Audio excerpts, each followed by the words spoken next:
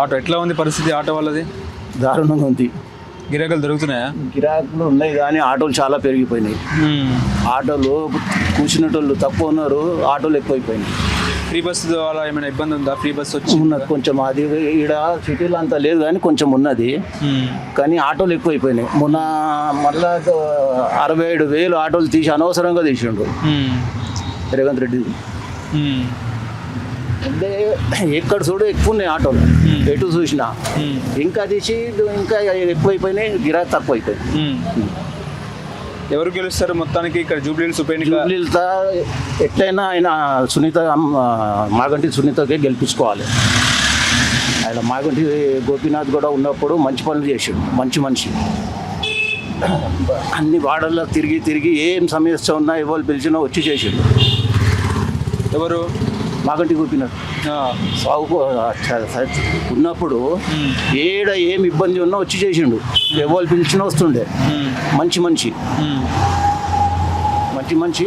ఆమె భార్యను సునీతనే గెలిపించుకోవాలి. మేమైతే అదే చేస్తున్నాం. ఎందుకు ఇప్పుడు మాగంటి గోపీనాథ్ సిట్టింగ్ ఎమ్మెల్యేగా ఉన్నప్పుడు ఇక్కడ డెవలప్మెంట్ ఏమేమి డెవలప్మెంట్ అయింది? ఏం పని ఉన్నా సీసీ రోడ్లు కానీ, డ్రైనేజ్ కానీ, నల్లల కలెక్షన్ కానీ ఏమి ఇబ్బంది ఉన్నా చేసిండు ఆయన.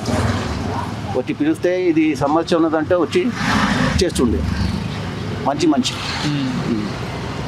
ఇప్పుడు ముఖ్యంగా కాంగ్రెస్ నుంచి నవీన్ యాదవ్ ఒకవేళ ఆయనకు సీట్ కన్ఫర్మ్ అయితే ఆయన గెలుస్తారా? ఇక మా అభిప్రాయం అయితే ఇట్లా ఉన్నది. మేమైతే మాగంటి ఎంబడే ఉన్నాం. కాంగ్రెస్ వైపు ఉండరా? ఏం చేస్తుంది కాంగ్రెస్ వచ్చినప్పటి నుంచి? మొన్న అన్ని అబద్ధాల మీద నడిపిస్తుంది. ఎన్ని వచ్చిన హామీలు అన్ని అట్లనే ఉన్నాయి. ఏదో ఒక కొంత బియ్యం ఇస్తుండు, అది తప్ప ఇంకేం లేదు. 500 సిలిండర్ అందరికి ఇస్తున్నాడు, అందరికీ వస్తలేదు. 200 యూనిట్ల లోపు కరెంటు బిల్ రాదన్నాడు, అందరికీ వస్తలేదు. కొంతమందికి వస్తున్నది, అది ఎక్కువ అందరికీ వస్తలేదు. ఇచ్చిన హామీలు అన్నీ ఏం చేసిండంట లేదు. కాంగ్రెస్ ఫైట్ లేదు. కాంగ్రెస్ అంత లేదంటారా?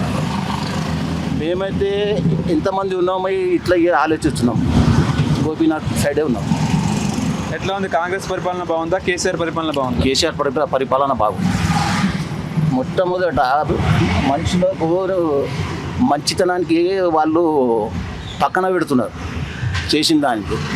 కేసీఆర్ వచ్చిన తర్వాత మొట్టమొదట మొదట ఇచ్చిన వాళ్ళకి చూస్తారా, తర్వాత వచ్చి బొంకిన వాళ్ళకి చూస్తారా?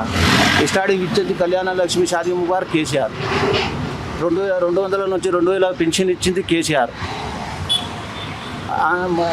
చదువుల కోసం ఎంతో చేసిండు పిల్లలకు. ఎన్ని పథకాలున్నా తీసింది ఫస్ట్ కేసీఆర్. తర్వాత వచ్చి వీళ్ళు దానికంటే ఎక్కిస్తాం, కేసీఆర్ కంటే ఎక్కిస్తాం అంటే ప్రజలు నమ్మి మోసపోయారు. అది ప్రజల తప్పు. స్టార్టింగ్ ఎవరు మొదలు పెట్టారు వాళ్ళని చూడాలి. అంతకుముందు ఉండేనా? 200 పింఛన్లకు 2000 కాంగ్రెస్ వాళ్ళు చేసిరా? ముసలిళ్ళకు 2000 ఇల్లు ఇచ్చిరా? కళ్యాణ లక్ష్మి ఇల్లు ఇచ్చిరా? మోతన్ ఇమాములకు ఇచ్చిండు ఆయన జీతాలు. బ్రహ్మాణాలకు పుజారీలకు ఇచ్చిండు. మొదలుపెట్టింది వాళ్ళు కేసీఆర్. ఊర్లలో చేపలు వేసుకోమంటే మత్స్యకారులకు చేపలు ఇచ్చిండు. అది ఏమంటారు, గొర్రెలు ఇచ్చిండు. గొల్ల కుర్ములకు అనేక దళితులకు ఇచ్చిండు. అనేక మొదలుపెట్టింది కేసీఆరే. తెలంగాణకు నీళ్ళ కష్టం ఉంటే నీళ్ళ కష్టం తీర్చిండు, కరెంట్ కష్టం ఉంటే కరెంట్ కష్టం తీర్చిండు.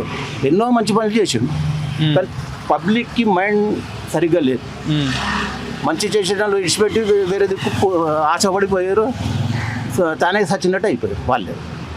తన చేతితో తనకే కొట్టుకున్నట్టు అయింది. కేసీఆర్ పాలన మంచిగా ఉండే. మళ్ళీ ఆయనే రావాలి, కేసీఆరే రావాలి.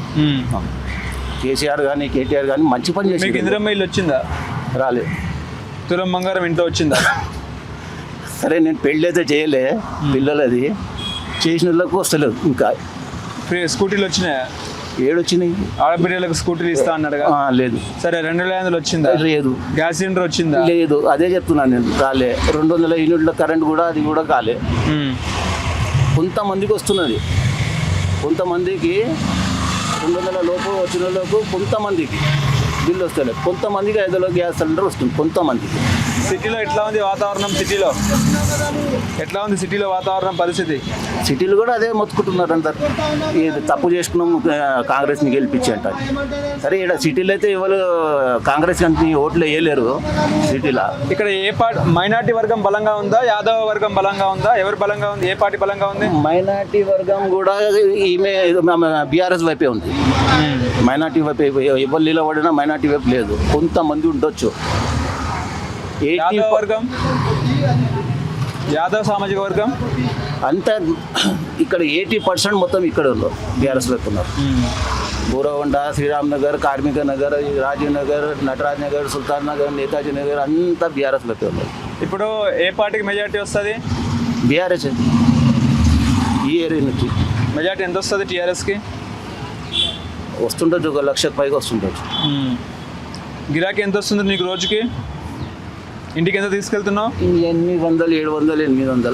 కేసీఆర్ ఉన్నప్పుడు, కేసీఆర్ సీఎంగా అప్పుడు కూడా 1000 దాకా వస్తుంది. 1000, 1200 వస్తుంది. కేసీఆర్ ఉన్నప్పుడు ఒకటి మాకు ఏం లాభం పోయిందంటే చాలన్లు కాకుండా చూసింది. ట్రాఫిక్లతోటి వాళ్ళు ఏం సంపాదించుకుంటారో ఏం చేస్తారో వాళ్ళ జోలికి పోకొని ఏడైనా అబ్జెక్షన్ ఉంటే ఎలగొట్టురు, కానీ చాలన్లు చేయొద్దంట అని చెప్పిండు. మాకు ఒక్క చాలం కాదు అప్పుడు. ఇప్పుడు మీటర్ లేదా? ఇప్పుడు మీటర్ ఉందా? అన్నీ ఆన్లైన్ బుకింగ్లో పోతున్నది కదా, మీటర్ అవసరం పడుతుంది. ర్యాపిడ్ అవుతారు. రైట్.